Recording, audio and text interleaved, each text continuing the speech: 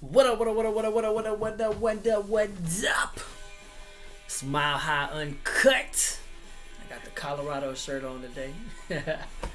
um, but as you may or may not know, I don't actually live in Colorado. I lived there for a few years.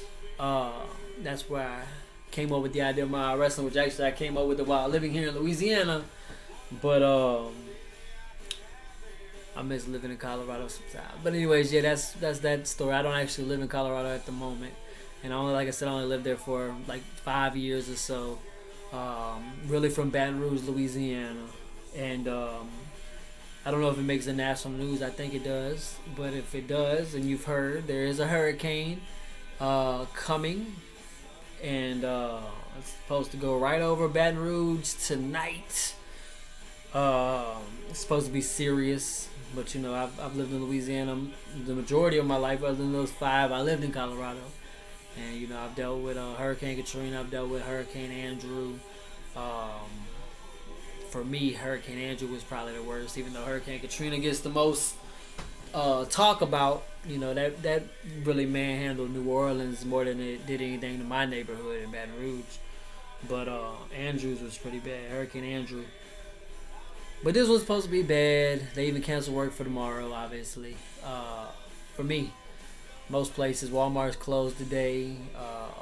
So it's a big deal. Everybody's preparing for it in their own little ways. I'm not that scared. I hope it don't turn out to be that bad. But if I do disappear off the internet for a day or two, I probably lost electricity, my phone died, and all kind of stuff like that. Because that's the main thing I'm concerned about is, you know, just losing electricity. Because we got candles and all that, but you know, got food in our refrigerator, so if electricity goes out for too long, you know, that's happened often, which has happened a lot over the last few years. It's Baton Rouge is getting hit left and right with some crazy shit lately these days, but you know, having to replace all that food is a bitch. But yeah. And then also, before we really get into this, because this is the Game Over edition of Mile High Uncut, we're going to talk about Game Over, get that pumped up, because it's exactly 1 week away. I just want to say that I always listen to Mile High Uncut after I finish filming it, before I post it, to see, you know, if I'm content with it. And then sometimes I'll listen to it again after the fact, like on another day. And I did so with this last episode and cringed a little bit. I can't take back any comments I made. No one hit me up and said anything bad, so I guess I didn't offend or make anybody mad or nothing like that. But which is good. But I mean, I can't take anything back I said, but I do, and I still stand by some of the comments I made, you know.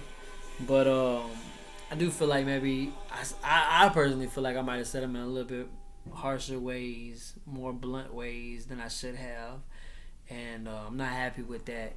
I feel like I could have been maybe a little bit more positive about situations, and but you know, my biggest problem in life is I have shit going on in my life, and I just really ignore it and keep going, and that's a bad thing. And I don't talk about my personal life too much because I don't be wanting nobody's sympathy or nothing like that.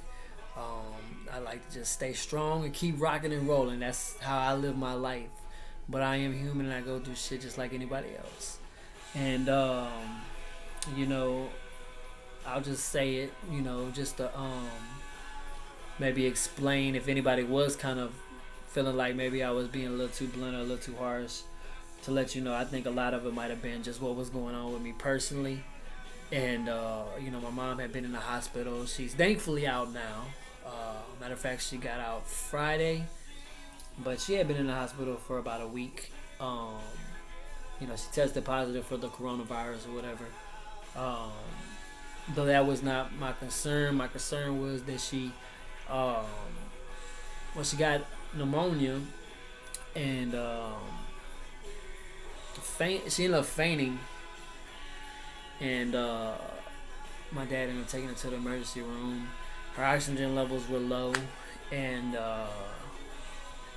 my biggest concern was the fact, because of all this pandemic and COVID-19 stuff, no one could visit her. So she was just in the hospital alone, going through that. And that was bothering me a lot, you know. I think that's unfair. Everybody has their opinions on all this current event stuff.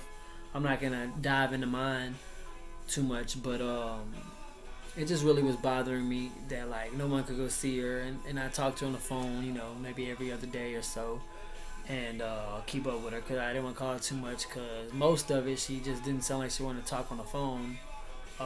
She just sounded wore out and didn't talk much. But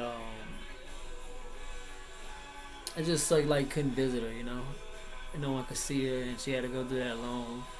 And I have a very low trust with hospitals. I know there's doctors out there that care, but I also believe there's a lot of doctors out there who care about money and don't really care about their patients. I've experienced some situations, seen some situations, and but that also concerned me, that, you know, decisions that the doctors may have been making or something, you know, as far as her well-being. And, you know, me or my dad or anybody not being able to be there, it was bothering me. So I mean, maybe that's a little bit of why. And then, you know, I can dive into other stuff, but I don't want to be a big negative nanny. Like I said, I don't like people's sympathy and all that stuff. I just like to keep rocking and rolling. But I just wanted to, because that, listening back to them all UnCut, I kind of cringed a little bit. And I just wanted to, you know, explain if anybody felt any kind of way, because no one addressed it to me. So if they did, maybe they didn't. Maybe this is all a waste of time. I don't even need to explain myself. But from here on out, I want to try to make sure, you know, I stay, you know, because at the end of the day, I'm the owner of the eFed, and it's hard doing a podcast or whatever this is called, and being the owner of the eFed and giving my opinions, because at the end of the day, my opinions almost matter the most. So if I, you know, have negative ones, they gonna hit harder than someone else making negative comments, because I'm the owner. I don't want anybody to ever feel like they're not welcome here, or, you know, lose hope and stuff like that. Like, my mouth, being the owner of MHW, is could cut somebody harder than somebody else's opinion, and I would never want that, because at the end of the day, one thing I did say towards the end of the last podcast that sits very true is that I'm blessed and thankful to have everybody in MHW, even the ones that didn't last long and all that kind of stuff, you know. Rain Young, you know, he never even posted a role play. I hyped him up, he no-showed, and then he quit because he was mad he lost, even though he didn't role play. At the end of the day, he was an important part of MHW. It's still talked about today. Everybody has played their part, and in some way, some fashion. I'm just so thankful about that, you know. I feel like I'm the last guy who should have people who like his eFed, you know, because I'm not as in tune to the eFed community as everybody else. There's so much I don't get and understand still. I feel like an old man hanging out with a new generation of people, you know, even though some of you guys are older than me. I'm not in tune. And so I'm just real thankful that there's people that believe in me and believe in MHW. That's cool as shit. But enough of all of that. Game Over. It's coming up Sunday, and pretty darn pumped about it. Let's talk about My High Amber. It's gonna be another kickoff show episode, but we do have a match, and I'm kind of excited about it. Ripley versus the Governor Bobby Sutton. I don't know, like, it just seems like the perfect combination for a match. I don't know, maybe you don't agree, maybe you do. There's just something about it that I'm just kind of excited about it. And I'm excited to have Ripley back for sure. Uh, but obviously, the Governor Bobby Sutton is an awesome new addition to MHW. So this is gonna be a really cool match. But then we got the main show, Game Over, round one of the Rise of the Phoenix tournament is going down. The tournament is going to begin 1 week from tonight. Game Over. And we got some pretty good matches. We got the new Ammo champion, Talia Ariana, facing Chris Mosh. Now, the last tournament, we didn't have any champions in it, I believe. Because obviously the winner of the tournament gets to fight for any championship they choose. They just hit me up after they win the tournament whenever they're ready and let me know which belt they want to go for. And I will figure out when and where that will happen. It's not like the Money in the Bank where they could just come out and cash it in. But they will get that title shot not long after, they let me know. We will get it fit into the schedule where it works the best as soon as possible. But any championship. And obviously Talia Ariana already has a championship. She didn't when I put her in there. But I mean, I had put the hardcore champion, Katrina Harrison Knox, already in there. So it's going to be interesting to see, because if Talia Ariana wins the whole thing and she's still MO champion, then she can end up becoming a double champion. So that's a cool deal. Chris Mosh is one of the legends around here, And it's time. It's time for him to shine bright, because the only belt he's held so far in MHW is the tag team titles, and we know the controversy behind that. So it's time for him. Plus, it was a tag team title. Let's see him win that singles championship. He more than deserves it. So be interesting to see if he could pull off that victory against Talia Ariana. And not only would that get him further into the tournament, but I mean, can set him up for another Ammo championship match. I'm excited to see where Talia Ariana goes, carrying Ammo, because obviously Bruiser had been the face of Ammo. I mean, shoot, if she went to left, I still saw her as the face of Ammo.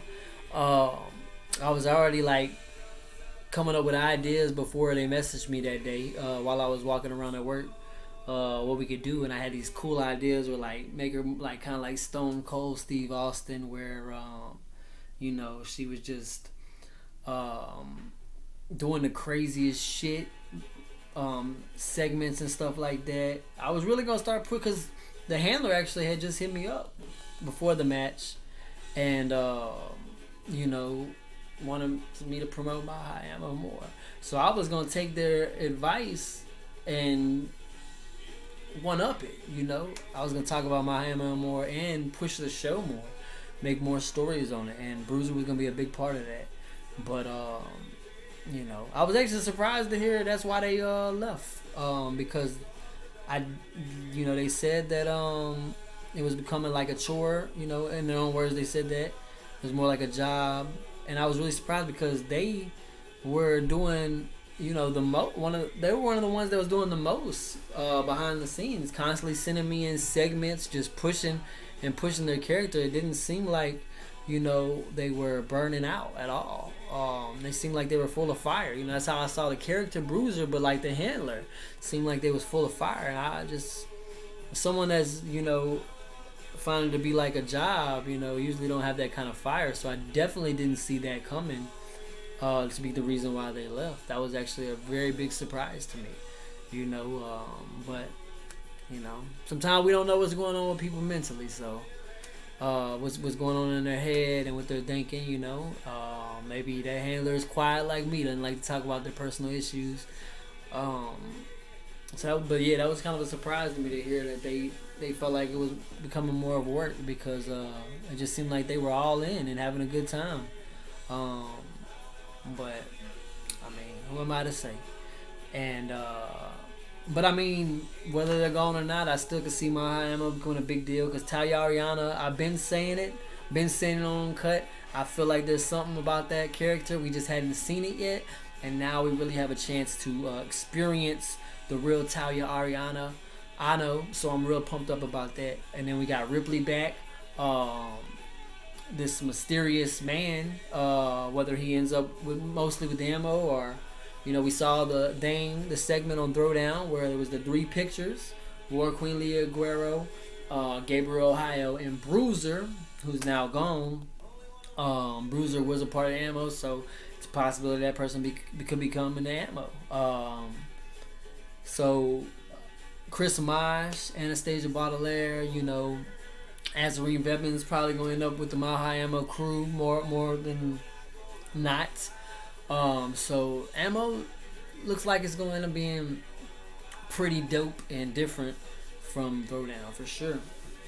But moving on with the round 1 tournament matches, we got the only round 1 tournament match that's going to be a hardcore match with the hardcore championship on the line due to the 24/7 rules. And Katrina Harrison Knox will be defending that belt to Princess Brittany Williams in a round 1 match. Right place, right time. Said it already. Princess Brittany Williams just came in, won their debut match, and because Maizumi Kiragawa left, she was replaced with Bruiser on Throwdown. And then the following day, Bruiser decided to leave due to travel. The travel schedule is what's being labeled as. So Robert Mack and Katrina Mack were thinking, should we give Katrina Harrison Knox the bye or give her an opponent? We decided to go with Brittany Williams. They decided to go with Brittany Williams. So that's a big opportunity for them because they're in the tournament. Plus, they're getting a hardcore championship match. Which, with the 24/7 rules, isn't hard to get anymore because all you got to do is run up on them with the referee and go for that goal. So that's going to be an interesting match for sure because of that. Plus, it makes you wonder, is anybody going to be coming out during the match? Is the match going to become chaos? Because people want that hardcore championship. People want to be a champion. So it'll be interesting. Harrison made it through her first night with that 24/7 rule over her head. Can she make it through her second night? I think she can. The Purge is badass. And then for another round 1 match, we got Azarine Vebins versus Anastasia Baudelaire. And this is the most personal of the 4 because of what Anastasia Baudelaire did to Azarine Vebins 3 weeks ago. She lost to Azarine Vebins, and then she attacked Azarine Vebins viciously, and we saw a side of Anastasia Baudelaire we had never seen. She'd been on a big losing streak, and she was sick of it. So she beat down Azarine Vebins. So this is Azarine Vebins' chance to get some revenge. And this is also Anastasia Baudelaires' chance to get the victory that she was so mad that she didn't get. So this is the most interesting match of the 4, for sure, in the round 1 of this tournament. And we'll see who walks out the winner and advances into round 2. And then to me, the biggest match of the 4, as far as star power, we're gonna see Psycho Sorsha McGuire versus the Burning Rose Krista Zudnich. Krista Zudnich just come in and she's a rising star. She did lose her last match, so she's looking to get that victory. She's looking to keep continuing on. And Psycho, she's definitely become a star here in MHW, but the powers to be believe that she could be a main event star. And this is another opportunity for that. She's just got out of matches with Scrabs and Solomon Kane, losing both of them, but now she has a chance to run through 3 superstars in this Rise of the Phoenix tournament and then get a championship opportunity of her choice. Maybe she'll go after one of her former rivals, War Queen Leah Guerrero. And that's given if she retains her championship next Sunday, because, But getting out of the Rise of the Phoenix tournament, we got us a handicap match. Solomon Kane versus the former MHW Tag Team Champions, the Wild Hunt.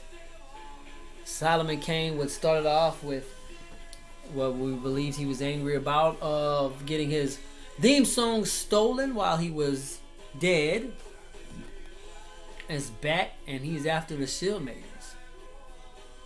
He's then burned down one of their empty clubhouses, and he wants to kick their asses one by one. He's already defeated Psycho, and now he's going after the tag team of the group, the Wild Hunt.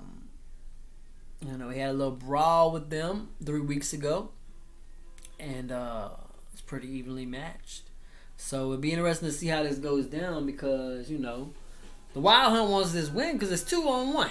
They don't want to lose to one man, of course, especially after losing the tag team championships. They want to show that they are definitely a great unit. And if they can't be one man, that doesn't look good on their resume. I mean, the Shield man, they'll bounce back somehow regardless, but I'm just saying they want to try to win this. Solomon Kane, he has an ego. He's an angry person. He's a dick, an asshole, and he wants to ruin the Shield man. He don't like them. He don't like the Shield maidens. And he wants to kill them all.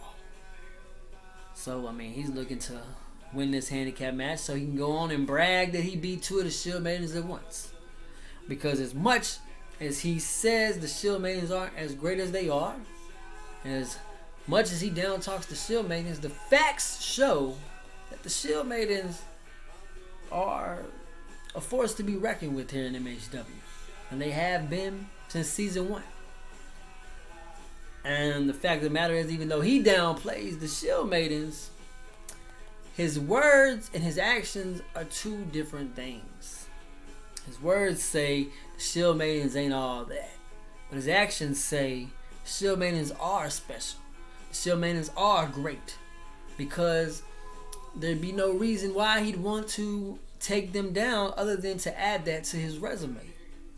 So the fact that he wants to take them down to add to his resume shows you how great the Shield maidens actually are. So it's not for a championship. It's for honor. It's for respect. It's for a greater resume. Because, even for the Wild Hunt, they want to defeat Solomon Kane because Solomon Kane's one of the greats around here. And he's bigger and badder than ever. So this match right here is a perfect example of no championship being on the line, but a match being very important and winning. Greats versus greats. That's the Shield Maidens brand versus the Solomon Kane brand. This is a big deal. It's bigger than I think people realize. This is a big match. Of course, we got the Game Over Penitentiary. Who will survive? Not a lot of people voted for that poll. I don't know why. Maybe they ain't been on the forums. I don't know. But the 3 that did vote voted for Gabriel Ohio. So people believe that he's going to beat Scraps again. And not only Scraps, he's going to beat Zombie. Even though the Purge is red hot right now. They believe he's going to beat Mad Dog. Even though Mad Dog is quickly become one of the biggest stars here in Mile High Wrestling. They believe he is going to beat the 6th mystery character. Who could it be? And Bullet, the Phoenix champion. But the question is, who will win? Because this match is ultimate. And ironically, the winner will go on to face the Ultimate Champion, whoever that may be, following Game Over. Gabriel Ohio is the most voted to win that match. And Gabriel Ohio has shown since he's come back, he's about that shit. He defeated Scraps. He scared Stephanie Sullivan away. He is someone to take very, very serious. He was destructive last season, but this Gabriel Ohio is something for real. This Gabriel Ohio is on his way to becoming the Ultimate Champion. And I'm pumped for it. But we also got Scraps in this match. And Scraps might not have the Ultimate Championship, but that's because he's not getting the opportunities until now. And that's all Scraps has been talking about. It didn't matter who he was facing. Each week, one thing that continued to be spoken about is him getting that Ultimate Championship back. Then Leah's just borrowing it. And this is it. This is his first opportunity since Season 3 started to get to that match. If he wins Game Over Penitentiary, I'm sorry, if he survives Game Over Penitentiary, he's finally going to get that title shot. And if Leah retains, that is something I want to see.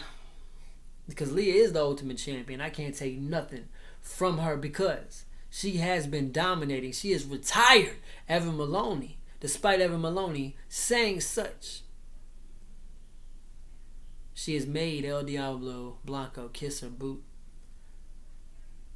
She has done so much. Her guys, the Second City Riot Squad, are the tag team champions. The Queendom is running shit. But Scraps has not been given his opportunity, so the question still looms regardless. Until she beats Scraps, it's that that question is always gonna still be there. Because Scraps never lost the belt. Scraps never got another opportunity. So that would be a big match. But even then, to see El Diablo Blanco versus Scraps, to me, that match last Sunday was the biggest match in season 3. That was the competitiveness, man, craziness. El Diablo Blanco and Scraps. But maybe it won't be Gabriel High or Scraps. Maybe it's going to be Bullet, who has been red hot herself over the last couple months. We might see Bullet versus Leah for the Ultimate Championship Part 2 coming soon.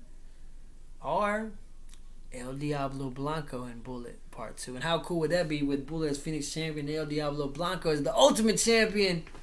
LD gets his rematch. Bullet gets the Ultimate Championship match. What if we put both titles on the line? What if one of them walks out with both belts? It's going to be special. But what if Mad Dog Mark Wright wins? Because he had got that number 1 contenders match some weeks ago. And he did not win. He got very close, but he did not win. And as Throwdown champion, he's been running through his competition. Mad Dog Mark Wright, without a doubt, just like El Diablo Blanco, has 2 guys of this season that have become stars real quickly. Big fan following from the Mile High Club. Mad Dog's another one that I'd like to see win this match. We might see Mad Dog versus LD Part 2. We might finally see Mad Dog versus Leah. Possibilities are endless. And of course, we got a 6th mystery competitor no one knows about. We'll find out who that is. That's just another thing to look forward to at Game Over. But we also have Wendy Zombie Pellegrini. And the Purge have been red hot. Zombie in Season 2 was one of the biggest stars. And since Season 3 kicked off, she's kind of been, sadly, background noise as a tag team. She did get the main event match against Leah. So I'm sure she wants that rematch with Leah. And this time for the Ultimate Championship. And then again, Zombie's on that heel run right now. The Purge are a bunch of jackals just running through motherfuckers. We saw what they did to the Cross and the Kiragawas, Chris Marsh and Anastasia Baudelaire last Sunday. As such fierce heels, they need a fierce babyface to go up against, and what better match would that be if El Diablo Blanco walked out with the Ultimate Championship and had to defend it against Zombie? I'd pay to see it. Which leads us to the main event of the night of MHW Game Over. War Queen Leah Guerrero versus the cover of the Game Over poster, the number 1 contender, El Diablo Blanco. I said it over a month ago. I said, man, going into the El Diablo Blanco versus Mad Dog match, I thought Mad Dog was walking out with the win because I felt like Mad Dog had an amazing bit of momentum. And El Diablo Blanco flipped the script on everybody and gave us a main event caliber promo that brought him into that match with all the momentum, and he walked out number 1 contender. And then I put him to the test against Mr. Scrabble Stanzas, the greatest in MHW history. He didn't walk out with the win. But Scraps ain't beat him easily either. It took a lot. We saw one of the best El Diablo Blancos we ever seen. He did so well that even with a loss going in to game over, no one's counting him out from winning this match. We see what El Diablo Blanco is about. I said a test. And he's been tested with the likes of Mad Dog and Scraps. We've seen what he's capable of, but it's not just about what we've seen. It's what El Diablo Blanco's experienced. And now, from this past Monday all the way up until next Sunday, LD has all the time to prepare, to know what he's in for, being in the main event of an MHW special event. We've seen what he could do when put to the test. And we know one thing for certain about LD. He ain't like some people. He does not give up. He does what he's got to do to win. He goes into every match trying to win. A loss does not hurt El Diablo Blanco. He is the true definition of a babyface. A man that never gives up. And I ain't talking about like some John Cena shit, who always said never give up. Because John Cena didn't have to give up. He was winning half his damn matches. He was always on the top. El Diablo Blanco, unlike John Cena, is an actual underdog. But an underdog that bites hard.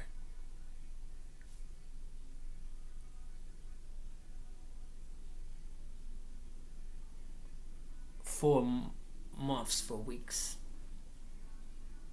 I would say the average person probably thought if anybody's going to take this belt from War Queen Leah Guerrero, it's going to be Gabriel Ohio. It's going to be Scraps. Could be Bullet. Maybe even Mad Dog.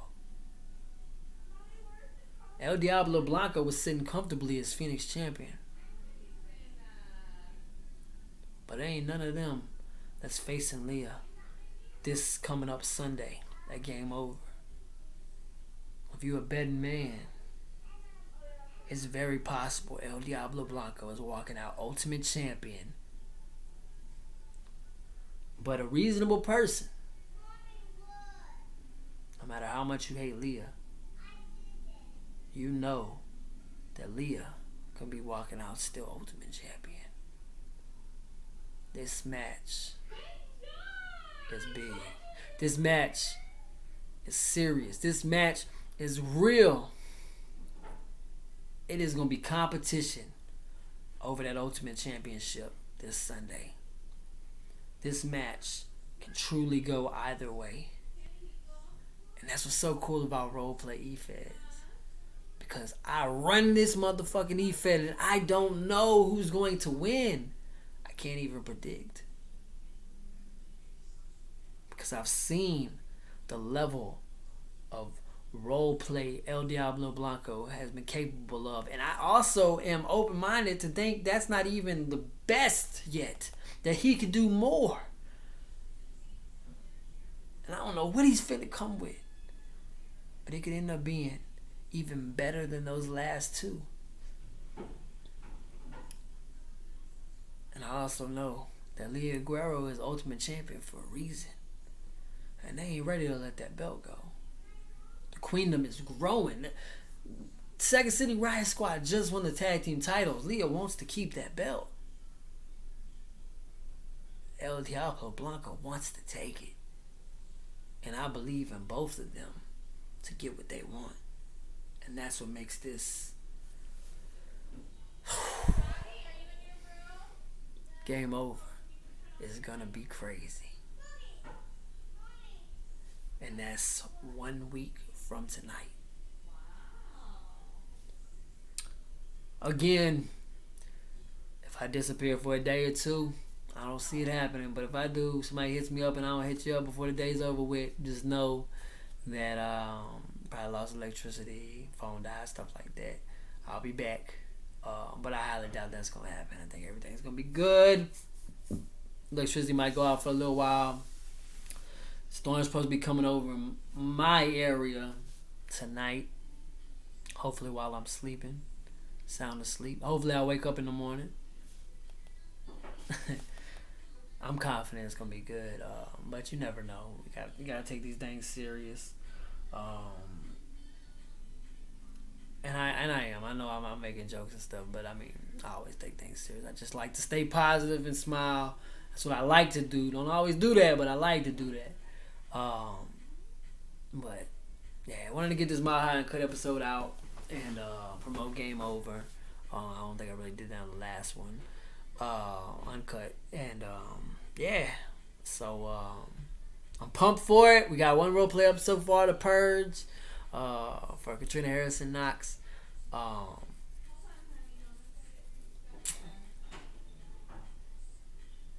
It's time.